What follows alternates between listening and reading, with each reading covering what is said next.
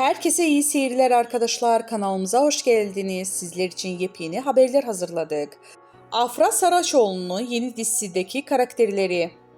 Pera ülkenin en tanınmış fenomenlerinden biri. Dışarıda baktığında kusursuz bir yaşam sürdürüyor gibi görünse de hikayenin ilerledikçe karakterinin özel hayatı ve baskıları ve gerçek kimliklerinden mücadelesi ortaya çıkıyor. Dizide Afra Saraçoğlu'nun partneri olarak yer alan Ardınç ve Adam isimli gizemli bir karakteri canlandırıyor. Ayrıca dizinin hikayesinde Mecit karakteri de Pera'nın hayatında önemli bir yere sahip. Dizinin çekimleri tamamlandığı ve yayın tarihi kısa süre içinde açıklanması beklendiği bildirildi. Şu ana kadar kesin bir yayın günü duyurulmadı.